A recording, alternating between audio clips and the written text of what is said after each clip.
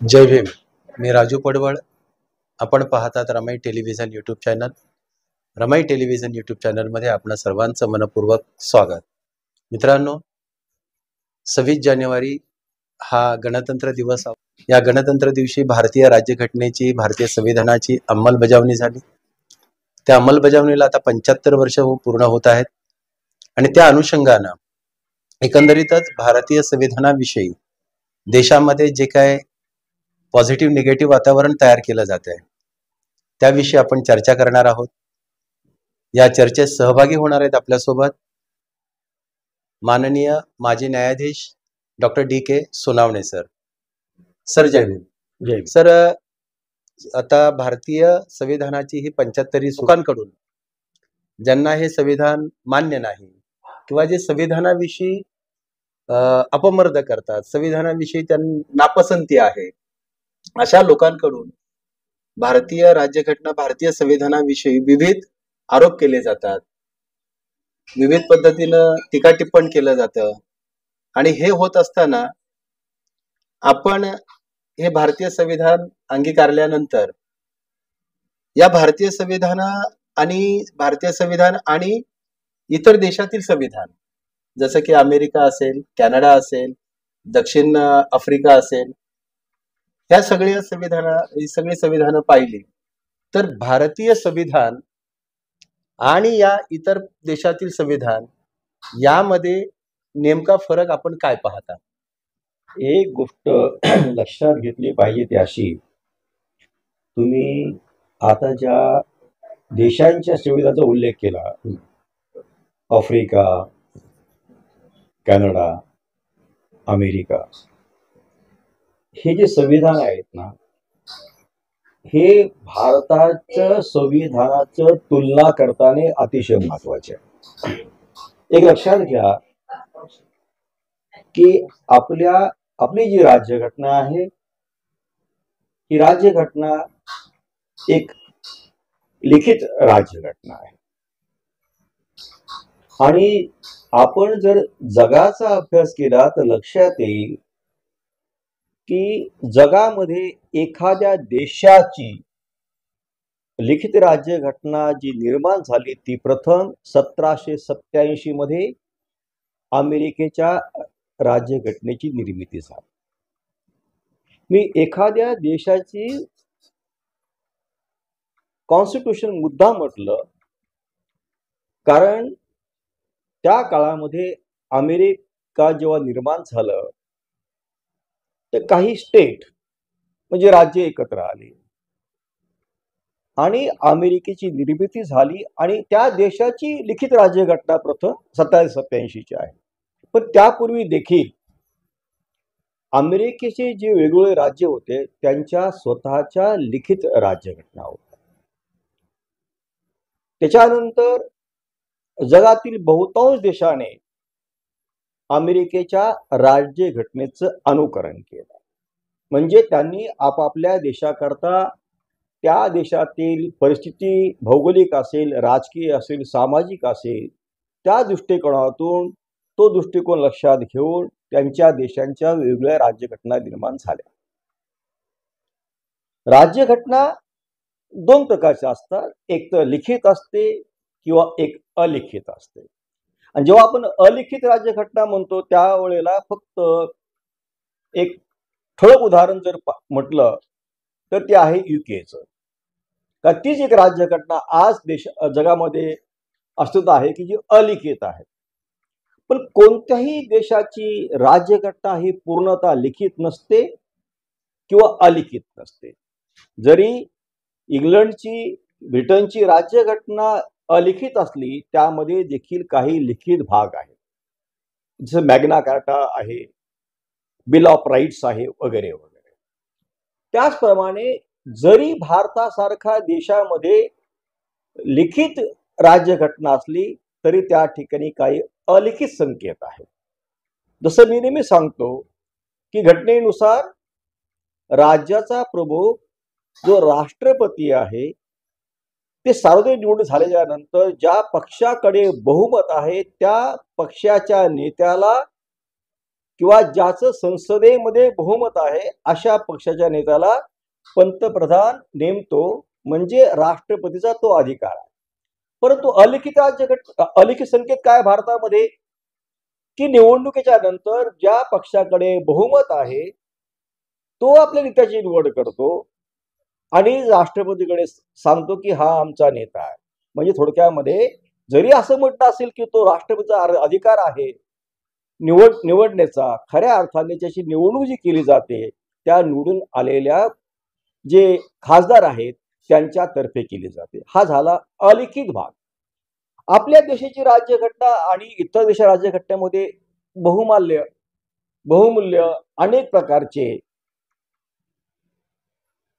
प्रकार मला पाहायला मिळतील किंवा वेगळं पण पाहायला मिळेल. उदाहरण द्यायचं झालं तर अमेरिकन राज्यघटना आहे, ती सांगते की आमच्या देशाला कोणताही धर्म नाही, म्हणजे देशाला कोणताही धर्म नाही, देशाचा धर्म नाही. काही राज्यघटना अशा असतात की ते स्पष्ट करतात की आमच्या देशाचा धर्म अमुक अमुक आहे, त्याप्रमाणे त्या देशाचा राज्यकारभार चालत असतो. एक तर धर्म केंद्रस्थानी असतो आणि दुसऱ्या ठिकाणी धर्म केंद्रस्थानी नसतो. आमच्या देशाच्या राज्यघटनेचा विचार करताना आम्ही एक पाहिलं पाहिजे की आमच्या देशाला अमेरिकेसारखा कोणताही धर्म नाही. त्यांनी सांगितलं अमेरिकेमध्ये देशाचा कोणता धर्म नाही, आम्ही ती संकल्पना मान्य केली आहे, परंतु जशीच्या तशी नाही. जरी आमच्या देशाचा धर्म नसेल पण आमच्या सरकारला धर्माच्या विषयी काही कायदे कानून करण्याचा अधिकार राज्यघटनेने दिलेला आहे. अमेरिकेमध्ये मात्र तो अधिकार अजिबात नाही. संसदेला, त्यांच्या कायदे मंडळाला तो अधिकार नाही आणि त्याला कायद्याची भाषा असं म्हटलं जातं वॉल ऑफ सेपरेशन. म्हणजे तुमच्या ज्या पॉवर्स आहेत त्याच्यामध्ये एक मोठी भिंत टाकलेली आहे. ती भिंत अमेरिकेमध्ये कोणालाही क्रॉस करता येत नाही, बदलता येत नाही की उडी मारता येत नाही. म्हणजेच राज्यांना, सरकाराला किंवा कायदे मंडळाला कोणत्याही प्रकारे धर्माच्या बाबतीमध्ये काहीही करता येणार नाही. ना कायदा करता येईल, त्याच्या फेवरला पण नाही आणि त्यांच्या अगेन्स्ट देखील. आमच्या देशामध्ये परिस्थिती अतिशय वेगळी आहे. आमच्या देशामध्ये देशाचा धर्म नाही, परंतु सरकारला, कायदे मंडळाला धर्माच्या बाबतीमध्ये काही कायदे करण्याचा अधिकार दिलेला आहे.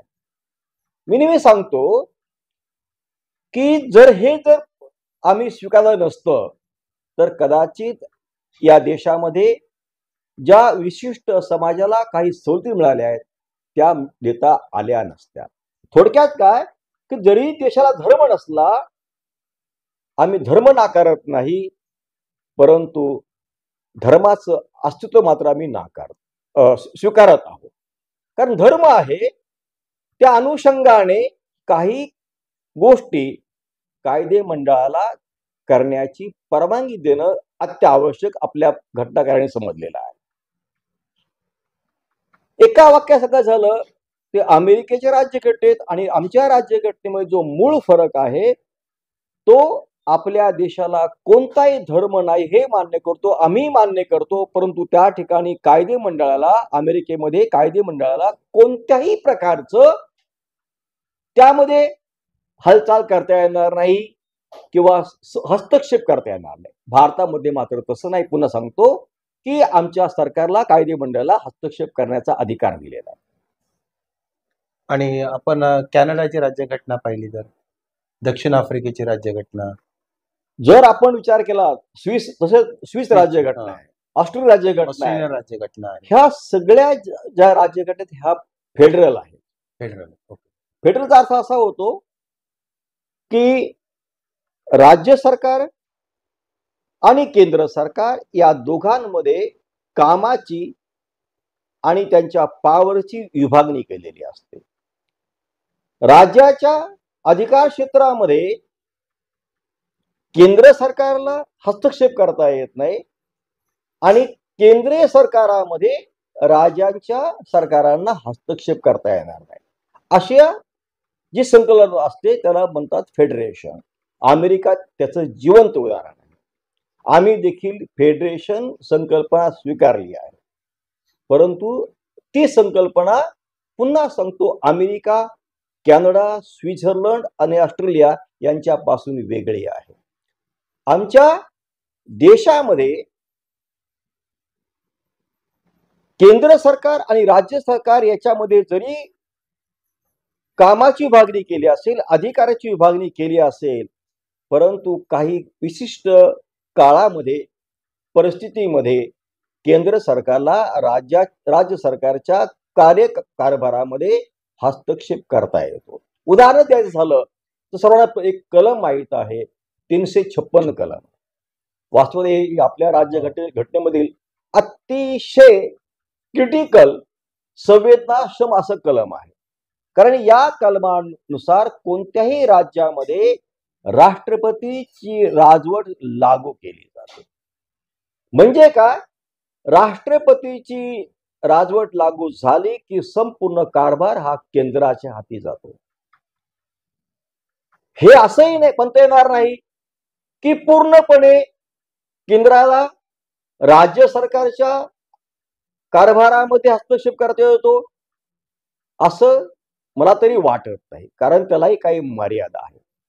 356 कलमाचा विचार करताना आम्ही एक विचार केला पाहिजे किंवा लक्षात घेतलं पाहिजे, ज्या वेळेला त्या राज्याचा राज्यपाल राष्ट्रपतींना शिफारस करतो की या राज्यामध्ये घटनेचं पालन होत नाही, घटनेप्रमाणे राज्य कारभार केला जात नाही, त्याला म्हणतात फेल्युअर ऑफ कॉन्स्टिट्युशनल मशिनरी. आणि हा रिपोर्ट जेव्हा सादर केला जातो राष्ट्रपतीला, त्यानंतरच त्या ठिकाणी राष्ट्रपती राजवट लागू केली जाते. पण इथे अतिशय महत्वाचे आहे की जरी एखाद्या राज्यपालाने तो रिपोर्ट दाखल केला, सबमिट केला, तरीही हे राष्ट्रपतीचे अधिकार आहेत की तो रिपोर्ट पडताळणी करणं, खरोखर त्या ठिकाणी कॉन्स्टिट्युशनल मशिनरी फेल झाली आहे का, अशा परिस्थितीमध्येच फक्त हस्तक्षेप करता येतो. हा मूळ फरक आपल्या राज्यघटनेमध्ये, अमेरिकेच्या राज्यघटनेमध्ये, कॅनडाच्या, ऑस्ट्रेलियाच्या आपल्याला म्हणता येईल. 356ची अंमलबजावणी करताना म्हणजे संसदीय कार्यप्रणालीची आपल्याला आवश्यकता लागते, संसदीय मंत्रिमंडळाची, केंद्रीय मंत्रिमंडळाची.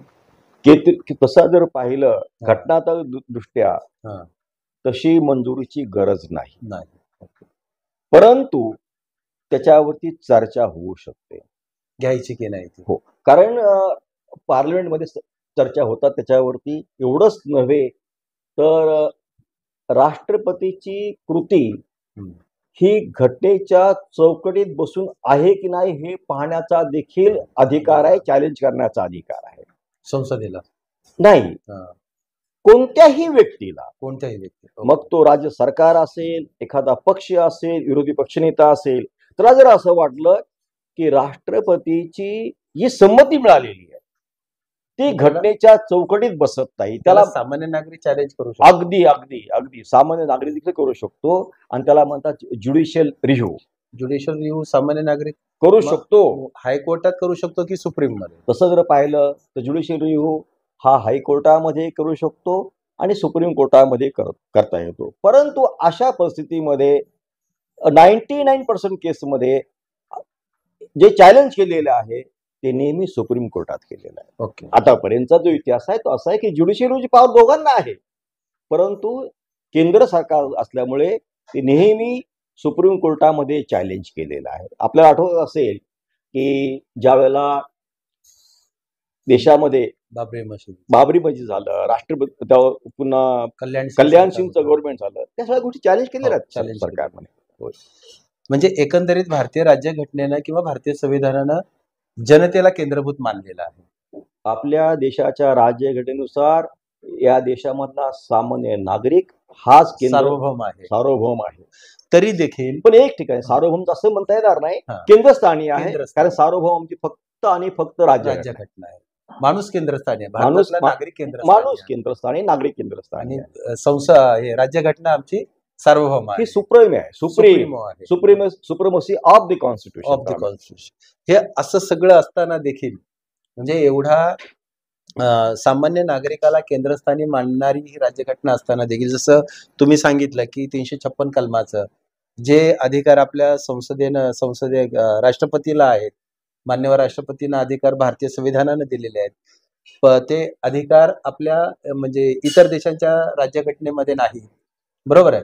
असं तसं डायरेक्ट म्हणतात तिकडे हा. देखील ज्युडिशियल रिव्ह्यूची प्रोव्हिजन आहे, परंतु त्या ठिकाणची जी परिस्थिती खूप वेगळी आहे. त्या आपली खोलात वेगळी आहे. खोलात जाणं शक्य नाही या ठिकाणी आपल्याला. ओके, वेळेचा आपल्याला परंतु ज्युडिशियल रिव्ह्यू बहुतेक सगळ्या देशामध्ये आहे. तर म्हणजे एकंदरीतच कसं भारतीय संविधान पाहता भारतीय नागरिक हा केंद्रस्थानी आहे निश्चितपणे. निश्चित. तरी देखील भारतीय संविधानावर आरोप असा केला जातो, किंबहुना बाबासाहेब आंबेडकरांवर, घटनाकारांवर आरोप असा केला जातो की हे संविधान इतर देशांची कॉपी करून लिहिलं गेलेलं आहे. काय वाटतं याविषयी? तुमचा प्रश्न अतिशय चांगला आहे. हा प्रश्न आताच नाही तर अगदी जेव्हा राज्यघटना अस्तित्वात आली 1950 मध्ये तेव्हापासून तर आजतागायत निर्माण केला जातो. एवढंच नव्हे तर राज्यघटना निर्माण होत असताना, संविधान निर्माण होत असताना इव्हेन त्या संविधान सभेमध्ये देखील टीका केली गेलेली आहे. काही सदस्यांनी म्हटलेलं आहे त्या ठिकाणी की आम्ही काही नवीन केलं नाही, इतर देशामधील जे काय होतं ते उचललं आणि आम्ही आमच्या राज्यघटनेत आणलं. खूप टीका झालेली आहे. पुन्हा सांगतो मला मी की घटना समितीमधीलच काही सदस्य म्हणतात यांनी काय नवीन केलंय म्हणे, जे इतर देशामध्ये होतं, इतर देशांच्या घटनेत होतं ते आमच्या राज्यघटनेत आणलं. परंतु या ठिकाणी मी एक राज्यघटनेचा अभ्यास म्हणून तुम्हाला नम्रतापूर्वक सांगू इच्छितो की ज्या वेळेला हा प्रश्न निर्माण झाला त्याला डॉक्टर आंबेडकरांनी त्यांच्या शेवटच्या भाषणामध्ये सविस्तर उत्तर दिलेलं आहे. आणि ते उत्तर देत असताना मला एक जाणवलं की डॉक्टर आंबेडकरांमधील मोठेपणा.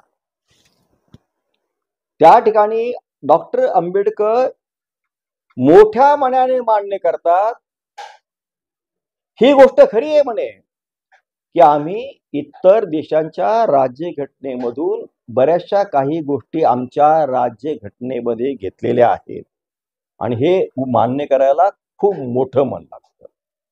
परंतु एक लक्षात घेतलं पाहिजे की जरी बाबासाहेब म्हणतात जरी आम्ही इतर देशाच्या राज्यघटनेमधून काही गोष्टी आमच्या राज्यघटनेमध्ये घेतल्या असतील त्या जशाच्या तशा घेतलेल्या नाही.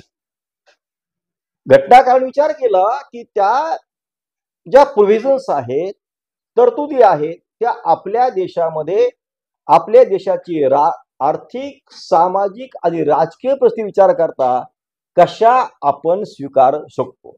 उदाहरण द्यायचं झालं तर अमेरिकेच्या राज्यघटनेप्रमाणे त्यांच्या देशाचा प्रमुख हा राष्ट्रपती आहे. आम्ही देखील आमच्या देशाचा प्रमुख हा राष्ट्रपती घेतलेला आहे. आमच्या देशामध्ये इंग्लंड सारखा राजा किंवा राणी प्रमुख नाहीये, तर प्रमुख कोण आहे? राष्ट्रपती, की जो आम्ही अमेरिकेच्या प्रणालीतून घेतलेला आहे.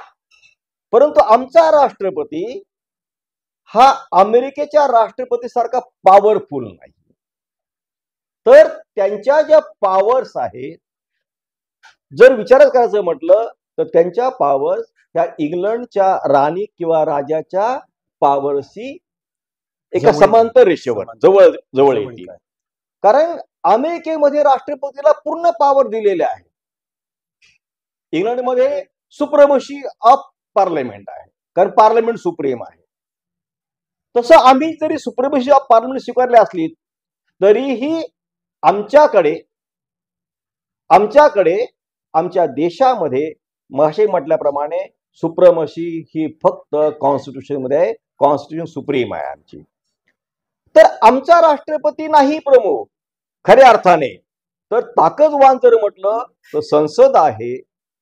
राष्ट्रपती हा नामधारी प्रमुख म्हणता येईल इंग्लंडच्या राजा किंवा राणीसारखा. आणि एक फार महत्वाचं असं आहे या ठिकाणी की जर आम्ही अमेरिकेची पद्धत स्वीकारली असती तर कदाचित या देशामध्ये आज जी संसदीय राज प्रणाली आहे आणि ज्याचे आम्ही आज फायदे घेत आहोत, त्याचे रिझल्ट पाहत आहोत, तसे मिळाले नसते. कारण संसदेने कोणताही जर कायदा केला तर त्या राष्ट्रपतीला व्हेटो वापरण्याचा अधिकार आहे अमेरिकेमध्ये, तो आमच्या राष्ट्रपतीला नाही. ओके. आमच्या घटनेपूर्वी असं होतं की कुठली घटना दुरुस्ती झाली की ती आमच्या राष्ट्रपतीने सही केल्याशिवाय त्याला मान्यता मिळत नव्हती.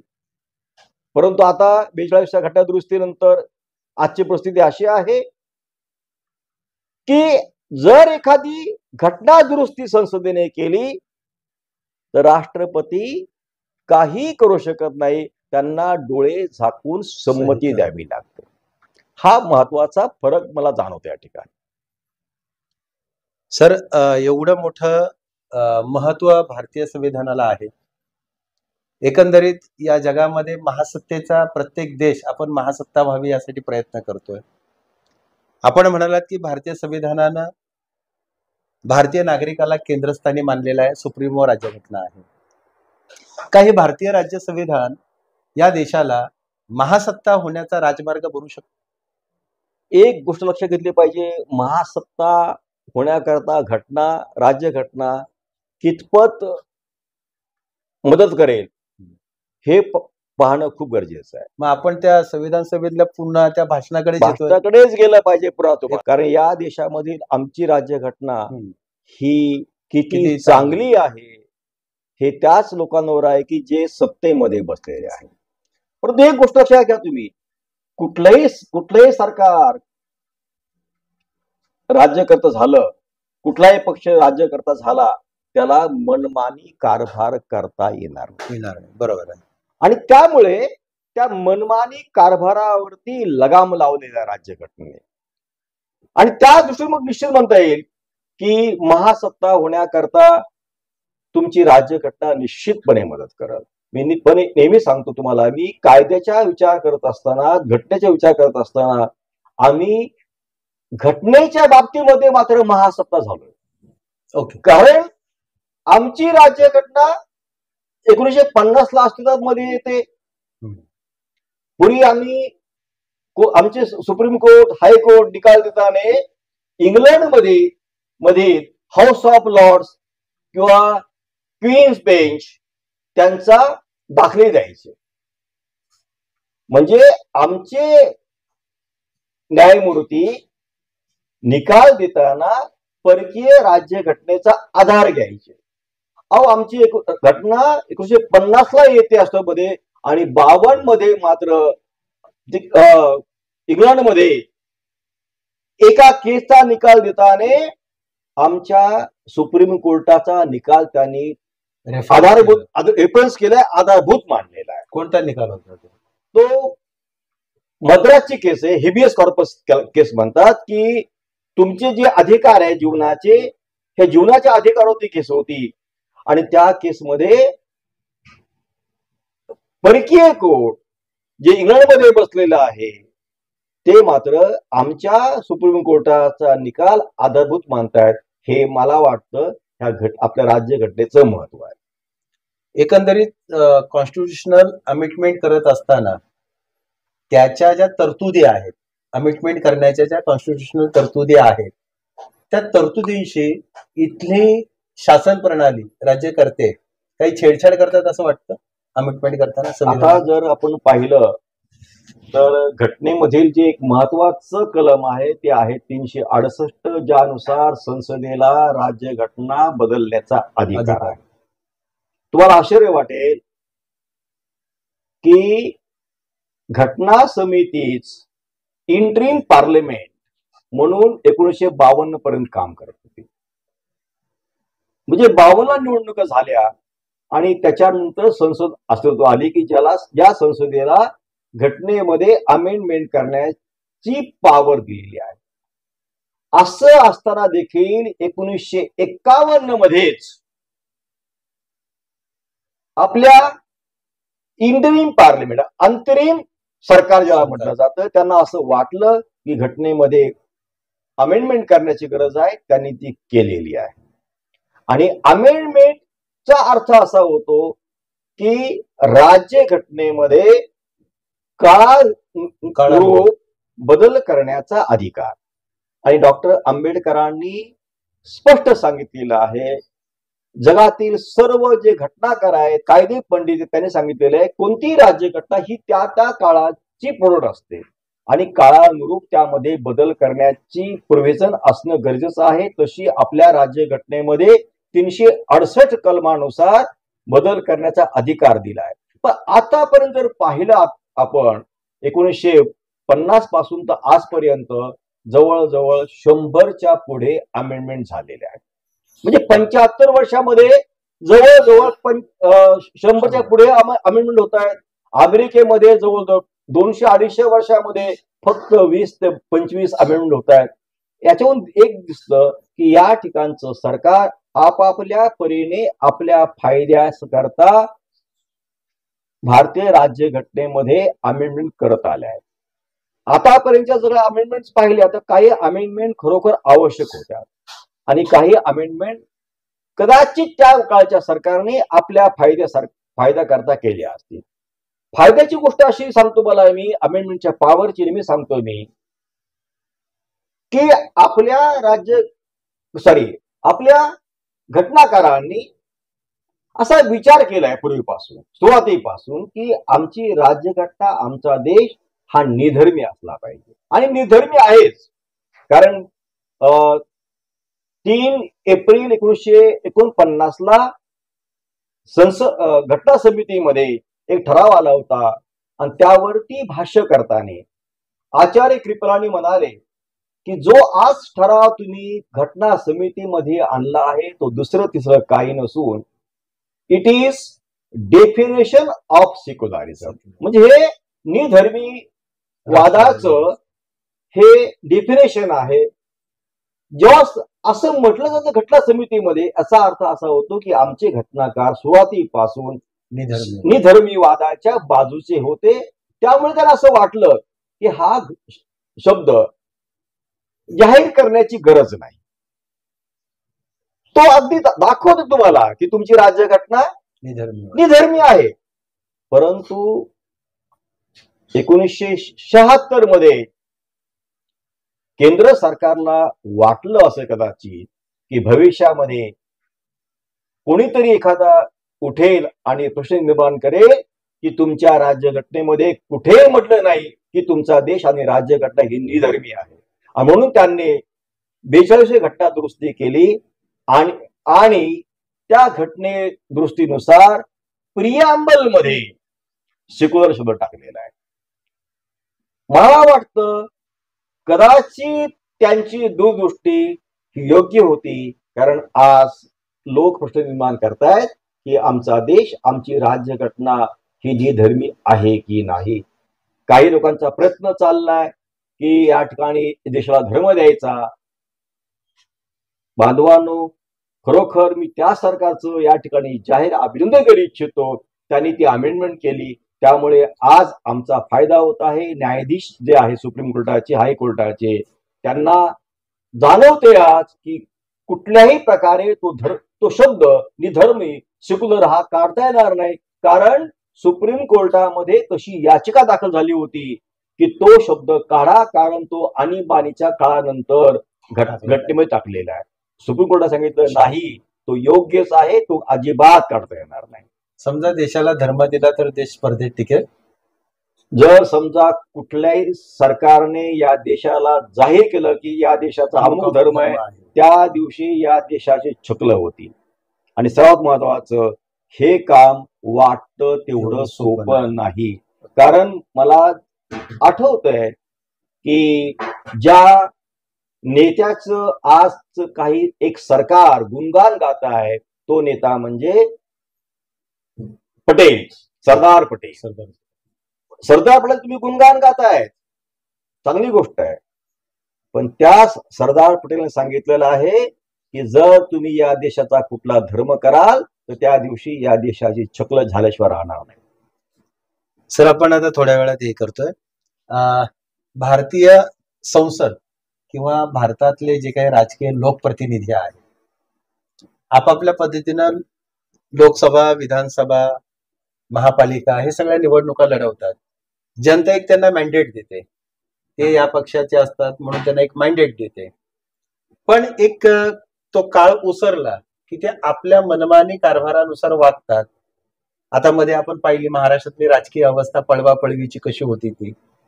या सगळ्यांवर जर आपल्याला या सगळ्या राजकीय नेत्यांच्या मॅन्डेटनुसार त्यांनी वागलं नाही, त्यांच्या मनमानी कारभारावर जर काय अंकुश ठेवायचा असेल तर आपण काय संविधानिक उपाय त्यावर करू शकतो? एक लक्षात घ्या, संविधानाने त्यांच्यावरती तुम्ही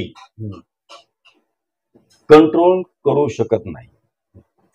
कारण संसदेनेच स्पष्ट केले आहे की जे लोकप्रतिनिधी आहेत त्यांना स्वातंत्र्य दिलेलं आहे आणि त्यांनी जे काही सभागृहात केलं असेल, मग ते लोकसभा असेल किंवा विधानसभा असेल, त्यांचं कृत्य तुम्हाला कुठल्याही प्रकारे कोणत्याही कोर्टामध्ये चॅलेंज करता येत नाही. त्याला म्हणतात इम्युनिटी दिलेली आहे. आणि ती इम्युनिटी असल्यामुळे तुम्ही कोर्टामध्ये जाऊन त्यांच्यावर दाद मागू शकत नाही किंवा त्यांना परत बोलवा. कारण काही राज्यघटना, काही लोकांचं मत होतं की अशी आपण तरतूद करूया की त्यांना रिकॉल करा, परंतु ती रिकॉलची प्रोव्हिजन आपल्याला करणं शक्य नाही आणि करूही नये. कारण काही देशामध्ये आहे रिकॉलची पद्धत, पण ती फार वेगळी आहे. का त्या खोलात आपण वेळ जाईल, पण हे सांगतो त्याला म्हणतात रेफरेंडम. तिकडे पुन्हा निवडणूक घेतल्या जातात आणि मग नवीन सरकार येतं. आपल्या देशामध्ये देखील ती प्रोव्हिजन आहे की जर समजा एखादा आमदार खासदार योग्य काम करत नसेल तर त्याला घरी बसवण्याची तरतूद आहे. परंतु तो आमदार खासदार असताना त्याच्यावर तो अंकुश ठेवायचा असेल तर माझ्या मते जर तो मॅन्डेट प्रमाणे वागत नसेल आणि ते वागण्याला त्याला बांधील करायचं असेल तर लोकप्रतिनिधी कायद्यामध्ये सुधारणा होणं गरजेचं आहे. त्यावरती सुधारणा करून चालणार नाही, तर त्या सुधारणेची काटेकोर आणि कठोरपणे अंमलबजावणी करता आली पाहिजे. सर, आपण जे भारतीय संविधानाविषयी सांगत आहात, भारतीय नागरिक, भारतीय संविधान, एकंदरीत भारतीय संविधान आणि भारतीय नागरिक यामधील नेमका महत्वाचा दुवा कोणता आहे? आपण मगाशी म्हटल्याप्रमाणे एका वाक्यात सांगायचं, महत्वाचा दुवा केंद्रस्थानी जो आहे तो या देशाचा नागरिक आहे. सामान्य नागरिक तो केंद्रस्थानी आहे, तोच याबद्दल दुवा आहे. कारण तोच नागरिक सरकार निवडतो, सरकार बदलतो, काही करू शकतो. एवढंच मगाशी म्हटल्याप्रमाणे एखादी गोष्ट जर समजा घटनेच्या विरोधात असेल तर सामान्य नागरिक देखील कोर्टामध्ये जाऊन ज्युडिशियल रिव्ह्यू किंवा न्याय मागू शकतो. म्हणजे थोडक्यात सांगायचं, आपल्या देशामध्ये केंद्रस्थानी जो माणूस आहे, जो व्यक्ती आहे, त्या देशाचा नागरिक आहे, बाकी कोणीही नाही. धन्यवाद सर, आपण रमेश टेलिव्हिजन युट्यूब चॅनलला जो वेळ दिला अतिशय आभारी, मनपूर्वक आभार. धन्यवाद. धन्यवाद, आभार. सरांनी सांगितलं की भारतीय संविधानाचा केंद्रस्थान जो आहे तो भारतीय नागरिक आहे. या देशातल्या अराजकतेला उपाय करायचा असेल, अराजकतेला बंधन ठेवायचं असेल, या देशातील राज्यकर्त्यांवर जर अंकुश ठेवायचा असेल, या देशातील राष्ट्रपती पासून ते ग्रामसेवकापर्यंत प्रत्येकावर अंकुश ठेवण्याचं काम भारतीय नागरिकाचं आहे. कारण भारतीय संविधान भारतीय नागरिकाला केंद्रस्थानी मांडतं आणि म्हणून भारतीय नागरिकानं संविधानाच्या बाजूने उभं राहिलं पाहिजे. प्रत्येक भारतीय नागरिकानं संविधानाचा अभ्यास केला पाहिजे. कारण या देशातील सगळ्या अराजकतेवर अंकुश ठेवायला भारतीय नागरिक सक्षम तेव्हाच होईल जेव्हा तो भारतीय संविधानाचा अभ्यास करेल, भारतीय संविधानाच्या मूलभूत तत्वांचा, मूलभूत अधिकारांचा अवलंब जीवनात करेल. त्यावेळीच या देशातली लोकशाही आणखीन प्रगल्भ होईल. हा देश भारतीय संविधानाने दिलेल्या हक्क आणि अधिकारानुसार हा देश जगाची महासत्ता होऊ शकतो. एवढं बोलून इथंच थांबूया. पुन्हा एकदा सर आपलं मनपूर्वक आभार, अभिनंदन, धन्यवाद. जय भीम.